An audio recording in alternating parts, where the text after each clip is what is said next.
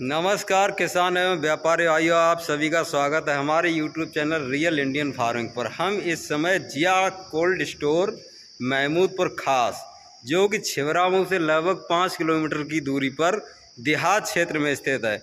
इस समय आप लोग बरामदे की स्थिति देख रहे हैं, बिल्कुल खाली पड़ा है। ना ही कोई व्यापारी है और ना ही कोई किसान भाई यहाँ पर कोल्ड स्टोरेज में दिखाई दे रहे हैं। क्या है खास वजह? यहाँ पर कुछ कर्मचारी कोल्ड स्टोर के हैं, उनसे ज़रा बात करेंगे, जानेंगे क्या वजह है कि बरामदा अभी तक खाली पड़ा है।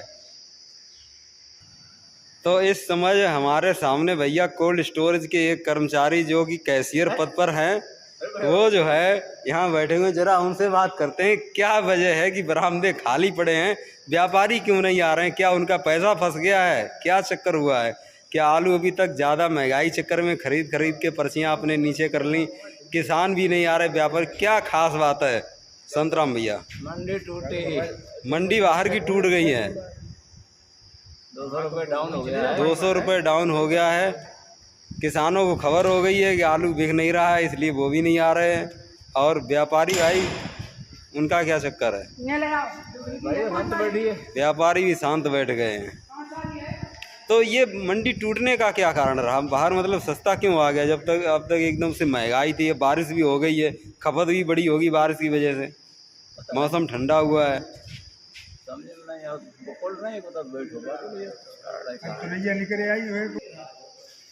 क्या व्यापारी भाइयों का माल बाहर फंस गया, पैसा वापस नहीं आ रहा है, क्या चक्कर है? बहुत सारी वजह सामने निकल के आ रही हैं।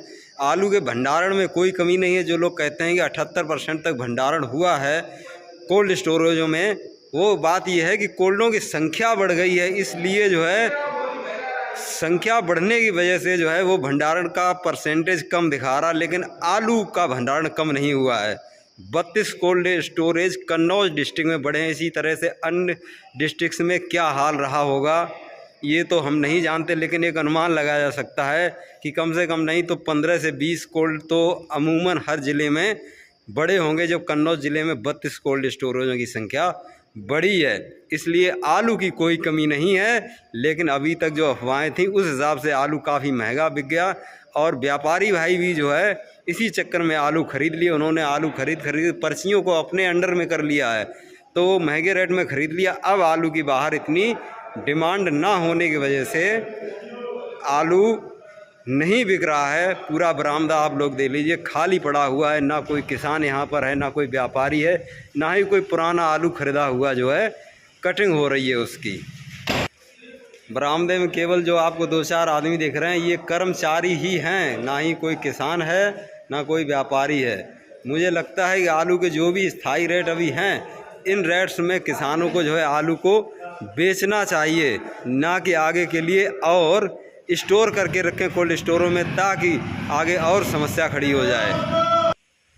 इसलिए मुझे तो लगता है कि जो कल्पना की गई थी, जो उम्मीद की गई थी, उस तरीके से आलू का भविष्य नहीं रहने वाला है। लोग तो कल्पना कर रहे थे कि 2000 रुपये प्रति पैकेट तक आलू की बिक्री हो सकती है इस वर्ष, लेकिन मुझे नहीं लगता है कि ये 1200-1300 से ऊपर जाएगा।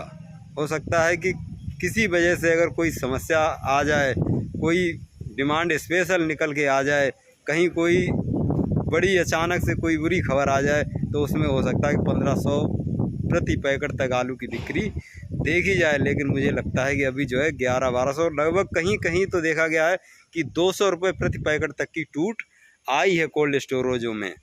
तो हम किसान भाइयों से यही कहते हैं कि जैसे जैसे जो मौका मिले उस मौके का फ़ायदा उठाते हुए अपने आलू की बिक्री अवश्य करते रहें।